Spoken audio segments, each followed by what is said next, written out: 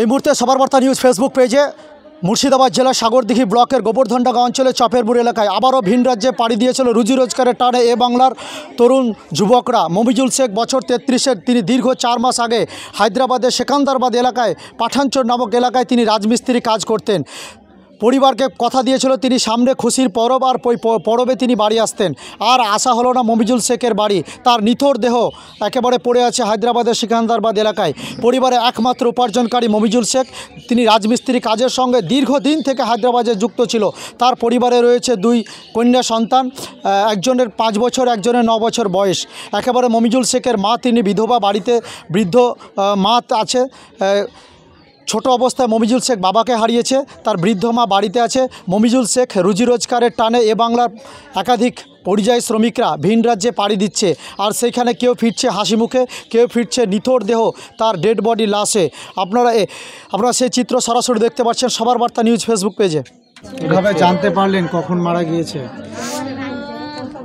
12টা কতটা আমি ঠিক জানি না, আমার আব্বার বাড়িতে খবর গেছে কটার সময় মারা গেছে। তারপর আমার দিদির মেয়ে ফোন করে বলছে যে মারা গেছে। আমাকে কেউ ফোন করে জানায়নি, আমি আমার ওখান থেকেই শুনতে পেয়েছি। কি কাজ করতো? রাজমিস্ত্রি। কোথায় কাজে গিয়েছিল? হায়দ্রাবাদ। কতদিন আগে? 5 মাস হলো যায়। কজন ছেলে মেয়ে আপনার? 2টোই মেয়ে।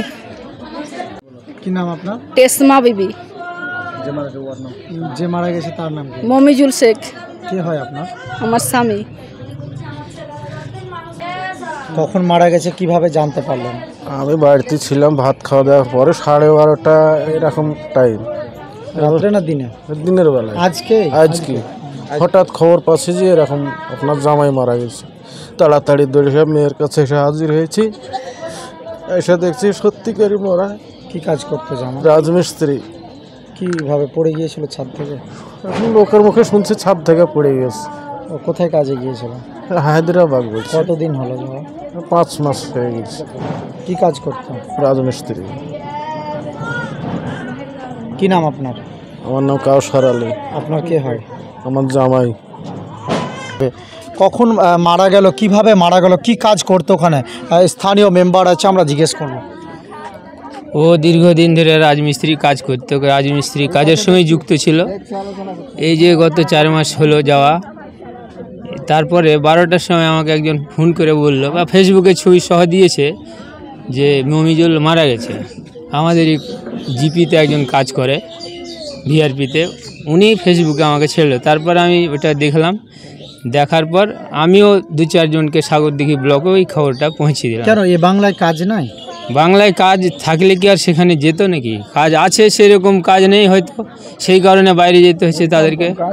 বাংলায় যদি কাজ করে হয়তো তাহলে তার যেত না। এই কাজ করে বাংলায় পোষাচ্ছে না, সেই কারণে তাদেরকে বাইরে যেতে বাধ্য হয়েছে। উপায় নেই, আপনার কারখানা নাই। এই পরিস্থিতির মধ্যে এইসব দুর্ঘটনা ঘটছে। কি কাজ করতো ওখানে? উনি রাজমিস্ত্রি কাজ করতো। হ্যাঁ, কিভাবে জানতে পারলেন আপনার এলাকাবাসী কখন মারা গেছে? আমরা জানতে পারলাম 12টার সময় খবর এলো যে সে আপনার 8তলা উপর থেকে পড়ে যা মারা যায়। কি কাজ করতো জানেন? সে রাজমিস্ত্রি কাজ করতো। সে তার ফ্যামিলি খুব নিঃস্ব, এমনকি দিন না খাটলে তার সংসার যায় না। পরিবারে একটাই ছেলে, তার কোনো রুজির জায়গা নাই। ওই ছেলেটাই রুজি রোজগার করত, করার পরে তার ফ্যামিলিকে পুষত। তার মা একটা আছে, তাদেরকে পুষত।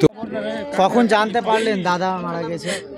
বেলা মনে হয় 12টা হবে নাকি মৌসুমে, 12:30 এরকমই হবে। আমরা শ্বশুর বাড়িতে ছিলাম, আমরা জানি না। কি কাজ করতো ওখানে? রাজমিস্ত্রি। কতদিন হলো কাজে গিয়েছে? কতদিন হবে মৌসুমে? 5 মাস। এই পরবে বাড়ি আসতো? হ্যাঁ, পরবে আসতো। আমার ভাইয়ের খুব স্বপ্ন ছিল।